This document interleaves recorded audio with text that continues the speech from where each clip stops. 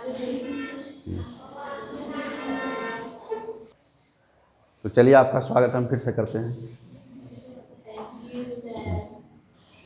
तो हम पढ़ा रहे थे, क्या चल रहा था, ज्योमेट्री चल रहा है अभी।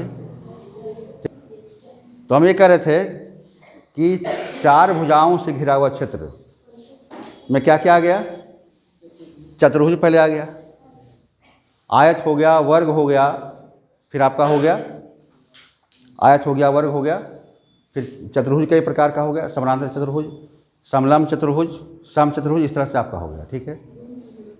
अब अगर आगे हम बढ़ते हैं, ये सब देखिए, ये सब क्या है, ये सब सीधी रेखाखंड से बनी हुई आकृति है। ठीक है ना, सीधी रेखाखंड से बनी हुई आकृति है। सवाल कर देगा कि निम्न में से कौन सी आकृति वक्र रेखा से बनी हुई है। ऑप्शन आयत, वर्ग, चतुर्भुज, वृत्त। क्या इसका होगा, बोलो? वृत्त होगा, है ना। हाँ, तो क्वेश्चन को देखिए, जब स्टडी आपका अच्छा से होगा ना, तो क्वेश्चन कुछ भी करेगा, आप उसका जवाब, आप रिप्लाई आप दे दीजिएगा, एकदम क्लियर बात है। अब वृत्त क्या हो गया, वक्र रेखा से बनी हुई होती है।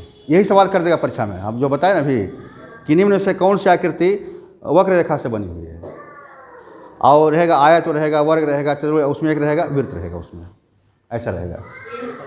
तो क्लियर आंसर एकदम बिल्कुल है, पढ़ा हुआ रहेगा, ठीक से हो जाएगा। अब वृत्त जो है ना, वृत्त जो है मैथमेटिक्स का बहुत ही इंपॉर्टेंट टॉपिक है वो वृत्त। वृत्त के बारे में पूरा सब क्लियर है, पूरा कंसेप्ट पूरा है।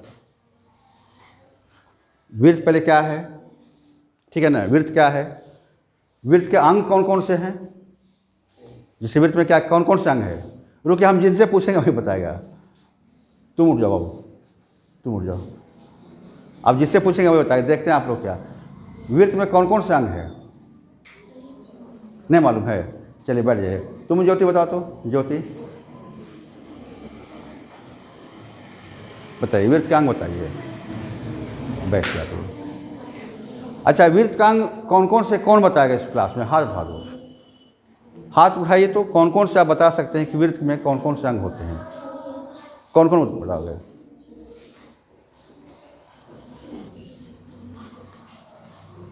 बोलो कौन कौन सा अंग है। एकदम पढ़ाई सही से करो। तुम है, हाँ देखिए, पवन बताएगा। चलो पवन बता दो, पूरे क्लास बताओ। पवन बताइए, पवन। हाँ, त्रिज्या, सुनो सब गौर से। त्रिज्या, चाप, व्यास, बोलते बोलते, जीवा, जीवा हुआ ना, जीवा, परिधि, केंद्र, वो भी हो जाएगा। चलिए बैठिए, समझ गए बात को ना। पढ़ाई ऐसा पढ़िए, जब तक किताब पुस्तक को खुद उलटिएगा नहीं, बार बार नहीं पढ़िएगा, जवाब नहीं मिलेगा हमको। आप बोर्ड परीक्षा में भी आप ठीक से कॉपी नहीं लिख पाइएगा, है ना। तो वृत्त में क्या क्या हो गया, सबसे पहले क्या होता है, सबसे पहले क्या होता है, केंद्र उसका आता है। और केंद्र से फिर क्या होता है, केंद्र से समान दूरी पर हम बिंदु का रास्ता खींचते हैं, बनाते हैं।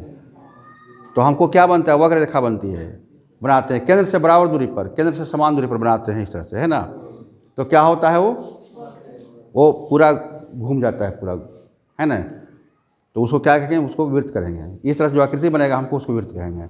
और जो घेरा हो गया वो क्या होगा, उसका नाम क्या हो जाएगा, परिधि उसका नाम होगा। ठीक है। अब देखिए क्या कीजिए, हम तो ऐसे ही बोलते बोलते पढ़ा देंगे, आपको सिखा देंगे, है ना। विषय को समझो, शिक्षक से समझो विषय को। हम ऐसे ही आपको समझा देंगे, पूरा पढ़ा देंगे बिना कॉपी कलम का।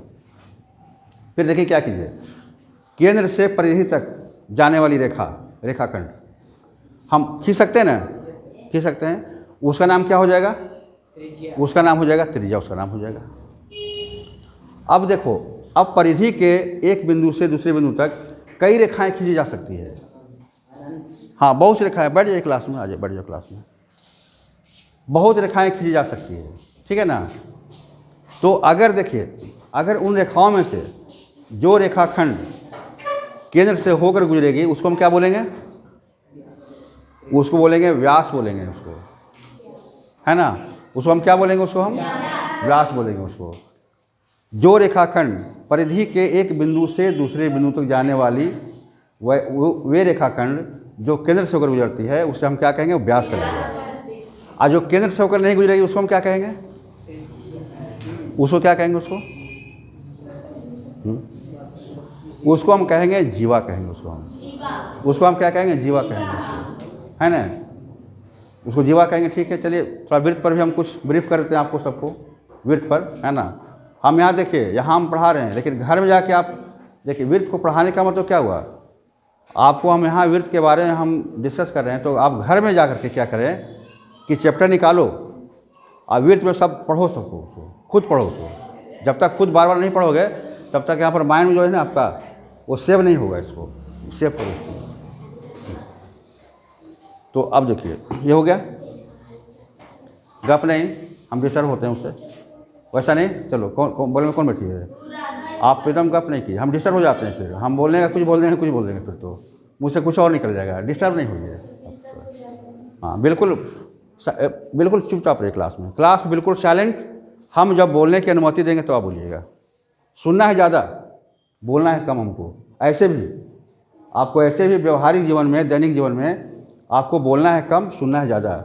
इसलिए ईश्वर ने हमें 2 कान क्यों दिया है और 1 मुंह दिया है ना, कि बोलने से दुगना सुनना हमको है ना। सुनना ज़्यादा है तभी ना हमको ज्ञान हासिल होगा। हमको ज्ञान प्राप्त करने के लिए सुनना ज़्यादा होगा, बोलना कम होगा हमको। अब देखिए चाप क्या हुआ, ये तो व्यास हो गया, जीवा हो गया। चाप क्या हो गया, चाप क्या हुआ, तो परिधि का एक टुकड़ा लो, परिधि का एक टुकड़ा कट कर लो, वह क्या हो जाएगा, वो चाप हो जाएगा।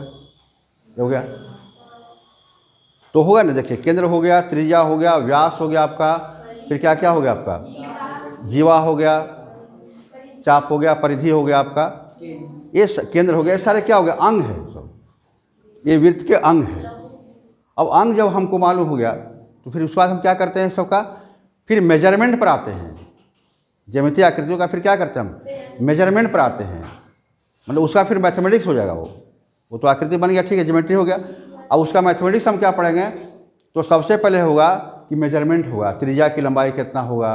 अगर एक वृत्त हम खींच दिया तो उसकी त्रिज्या की लंबाई क्या है, उसके व्यास की लंबाई क्या है, उसे खास चाप की लंबाई क्या है, उसके खास जीवा की लंबाई क्या है, परिधि की लंबाई क्या है, ये सब फिर आ जाएगा, है ना।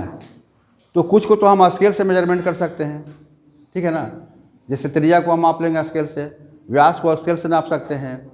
इन परिधि को मेजरमेंट करना थोड़ा स्केल से कठिन है, नहीं कर सकते हैं। तो उसके लिए सूत्र है, फार्मूला है। उसका एरिया को हम स्केल से माप सकते हैं, उसको नहीं माप सकते हैं। तो उसके लिए क्या है, सूत्र है, फार्मूला उसके लिए है ना। हम क्या करते हैं, फिर सूत्र का इस्तेमाल करके और हम परिधि को निकाल देते हैं। चलिए उस पर अब चलेंगे, डिटेल चलेंगे। अभी आपको हम सिर्फ आपको हम प्रवेश करा रहे हैं, विषय प्रवेश कराते हैं, टॉपिक में प्रवेश कराते हैं। और आप घर में जाके पढ़िए, जा करके पूरा आप ये समझिए। गाय समझते हो, गाय चरते हुए देखे उन्होंने, गाय क्या होता है, चरती है पहले घास, और घर में फिर क्या करती है, पागुर करती है। पागुर समझते हैं, जुगाली होता है। मतलब फिर सबको, चूँकि यहाँ पर पढ़ लिया आप, तो इसका मतलब ये नहीं कि यहाँ पर जो हम पढ़ा दिए, जो सिखा दिए, वो सब आपके माइंड में सेव हो गया, ऐसी बात नहीं है। फिर आपको गाय की तरह घर में जाके पागुर करना पड़ेगा आपको। पागुर का मतलब क्या होता है, फिर किताब, हाँ जुगाली करते हैं उसको, फिर किताब निकाल करके देखना पड़ेगा, सर क्या पढ़ाए थे, कौन सा टॉपिक पढ़ाया है, उस टॉपिक में हमको और पढ़ना हमको है, ऐसा है ना। तो इसी कहते हैं, जुगाली कहते हैं, पागुर करना होता है ना। आप देखो कि गाय क्या होता है, घर में देखिएगा कि बैठ के फिर चबाते रहती है, मुंह उसका चलते रहता है। वो क्या करती है, फिर पेट से फिर जो चरा हुआ होता है, घास होता है, उसको निकाल के और उसको चिबाती है। फिर उसको तो चिबाएगी तो क्या होगा, उसमें लार मिलेगा। बैठे रहते हैं, कुछ सर से बात कर ली, कुछ सर से, उसका फिर क्या होगा, फिर है ना। तो फिर चबाती है फिर वो, है ना। तो चबाने के बाद क्या होता है, फिर उसमें लार मिलता है। जिसमें चरती है उसमें तो लार उतना मिलता नहीं बढ़िया से। अब चबा के उसमें, चूँकि देखिए घास को पचाना आसान नहीं है। भूसा, गाय क्या खाती है, घास खाती है, फिर कट्टू खाती है ना। तो उसको पचाना इतना आसान है, जब तक उसमें बढ़िया से जो पचाने का जो ये है एंजाइम है, जब तक नहीं मिलेगा तब तक पचेगा ठीक से, तो जिसमें चल रही उसमें तो खैर लार मिला, और फिर बढ़िया से बैठ के फिर चबाती है, चबाने से क्या होता है पूरा लार उसमें मिलता है, और तब पचता है, तब उसका फिर जो है ब्लड बनता है और शरीर में एनर्जी बनती है। उसी तरह से पढ़ाई में भी है। आपको यहाँ पढ़ लिया, अब घर जाइए, घर में जाके पावर करो, निकालो क्या क्या पढ़ाए थे, पूरा रिवाइज मारो उसको, उसके बाद पचेगा, तो उसके बाद पच के फिर कहाँ जाएगा, फिर यहाँ जाएगा, दिमाग में जाएगा, यहाँ पर फिर सेव हो जाएगा। फिर अपना चलो जिसको पूछना पूछते रहिए, जो पूछना सवाल है ना, एग्जाम में जो सवाल पूछेगा हम जवाब दे देंगे। ठीक है, तो विर्त हो गया है ना, तो विर्त के बारे में सब सारी बात हो गई। अब आइए चलिए